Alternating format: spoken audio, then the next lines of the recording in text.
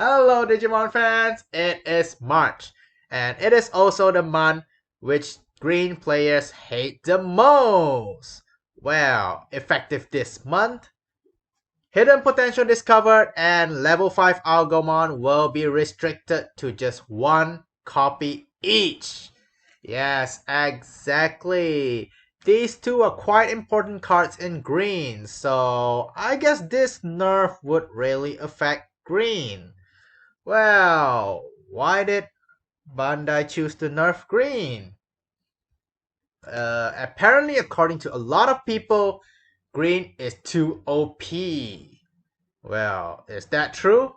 Honestly speaking, this is an unpopular opinion, but I don't think green is too overpowered.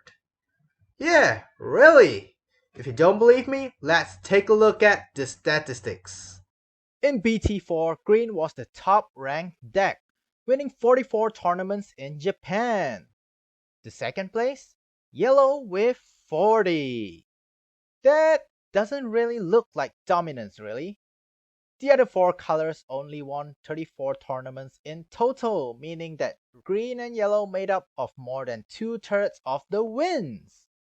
Plus, later in the meta, yellow decks were actually more popular than green, which is why I believe the restriction list wasn't in response to the dominance of green, as they would have to nerf yellow as well. So, what is the actual reason behind the restrictions?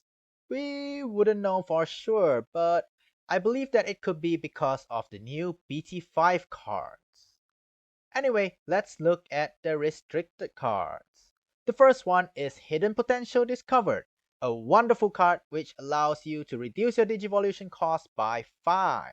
It was particularly important because unlike other colors, the best level 6s in green had 4 to 5 costs. However, coming into BT5, we see some pretty decent 3 cost Digimon, particularly Refosimon. Hence, if you have 3 cost level 6s, Hidden Potential Discovered would more often than not be used to digivolve into Chaosmon. Next comes Algomon. It is a card with Digisorption, and it allows you to play a level 3 Digimon suspended when you attack. As harmless as it seems on the surface, it can actually help you summon free level 3s to easily swarm your opponent or use as Digisorption fodder. This would also allow you to play Tentomon for free so you can fish for more Digimon. But Tentomon has already been there for so long, yet it wasn't banned previously. Could there be other reasons? One other Digimon which is good for hardcasting is BT5 Palmon. Palmon is actually one of the stuff you want to delete. Hence, not digivolving it from a Digitama seems like the best play for it. By having it deleted, you can actually stick it under your other Digimon so that you can Digiburst even more.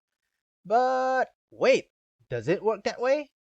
Yep, it has been confirmed by the official Q&A. Not only that, if we refer to other cards like Millenniumon, it's very clearly that on deletion effects trigger after the card goes into the trash. So you can pick it up from the trash as well. Of course, being able to hardcast rookies for free isn't really the only reason it got restricted. Digisorption is also one of the reasons. Up till BT4, we have quite a few Digisorption Digimon. Algomon level 4 to 6, Blossomon, and Ceresmon. BT5 also brings in another level 6 Algomon. Of course, well, not all of them are useful, but if you put all the useful ones together, you would have around 40% of your deck filled with Digisorption Digimon. That's actually a high chance of fishing out quite a few cards by playing Kiwimon, or even statistically, you'd be able to score one Digisorption card every time you play Royal Nuts.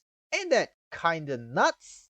So with these two reasons combined, I guess it's more than enough reason to restrict Algomon level 5. I mean, it's the only Digisorption Digimon with an inherited effect, right? So what would happen if they didn't restrict it? Well, I feel that green would have potential to be a tier 0 deck. Before the release of BT5, I was kinda puzzled at Bandai's decision to restrict those two cards. As I pointed out earlier, as well as based on what I observed in the tournaments around Singapore and Malaysia, green didn't really have an unfair advantage. And yellow was more popular. After looking through the card list in BT5, I came up with a deck with the aim of exploiting the restricted cards before the restriction came into place.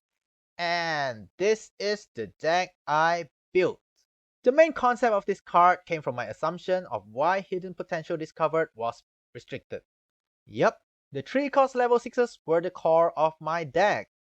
Simon is a great card, where by digibursting it, you gain 2000 extra DP while one of your opponent's Digimon cannot attack. There is also Rosemon, which you could digiburst to boost the security attacks of all your Digimon with Digiburst. The main idea here? Digibursting with Rosemon, Digivolving into Simon for extra DP, attack the player for security checks, then Digivolving into Chaosmon with Hidden Potential Discovered. Well, that was actually my initial idea. But then, Rosemon's security attack only affects Digimon with Digiburst. And the latest ruling updates say that if you no longer fulfill the criteria of the effect, you will lose it, even if the effect has already been applied. Hence, by going the Rosemon route, I would only be able to hit 3 checks. After discussing the general concept with a few of my friends, I finally found that I could use Promo Grand Kuwagamon! Yes, the card which people use as a gimmick for Chaosmon back in early BT4. Quite often people would Digiburst twice then Digivolve into Chaosmon for 3 checks. However, due to it only having 11,000 DP, not many people dared to attack with it. But BT5 brings us Yokomon, which effectively bumps its DP up to 13,000. It can even Digivolve into Simon for an extra 2,000 DP boost. Hence it's not too hard to swing once before Digivolving into Chaosmon for another go at the security. Not only that, Algomon can throw out BT5 Palmon, which can give your Digimon even more chances to Digiburst. So I took it to a local tournament. The first match I played was against an Alforce deck. Due to the speed of this deck, I managed to beat it easily twice. However, I dropped the set, as there was once I forgot to take out my opponent's jamming Vmon. Needless to say, my opponent could rush me due to that misplay. My second opponent used a Megidramon deck.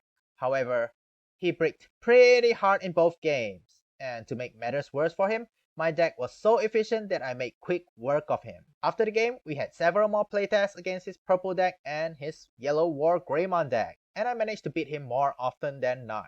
Round 3 and 4 were against Omega Shoutmon decks. While I won round 3 easily, round 4 was tough as he kept consistently pulling out Zeke Greymon.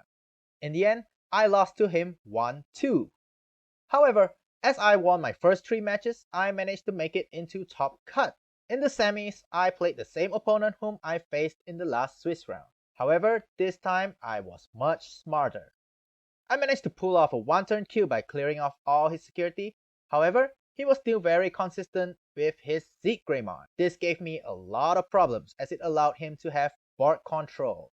However, I managed to learn from my mistakes and was lucky to be able to block 2 of his multi-security check attacks.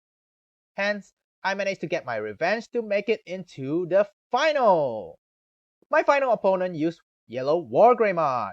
It was a pretty decent matchup for me, but I bricked real hard in game 1. That said, I managed to come back in game 2 where I cleared off his security in 1 turn.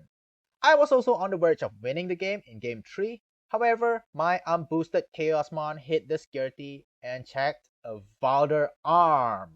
Even then, I was 5-0 up and could finish him off in the next turn. But he managed to keep drawing blockers.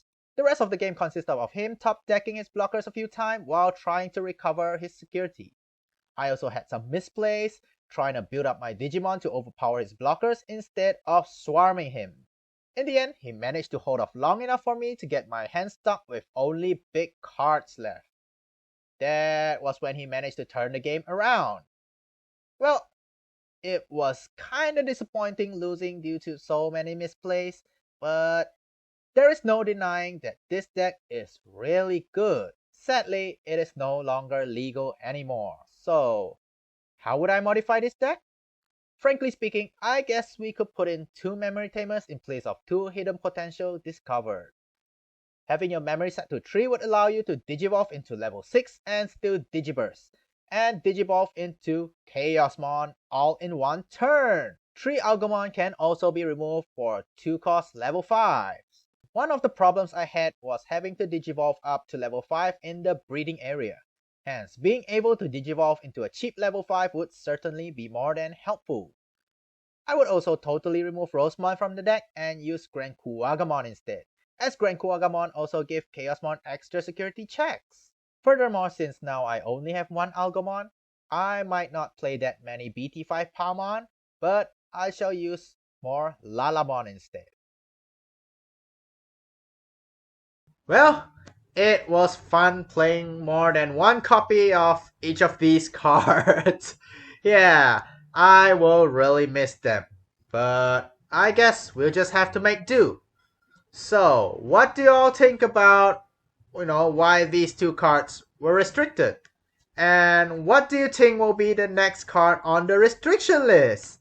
Yes, let me know in the comments. Also, do try out my green deck and let me know if it can still work in the meta. Well, that is all from me today. Thank you everyone for watching. Well, don't forget to like and subscribe. See ya!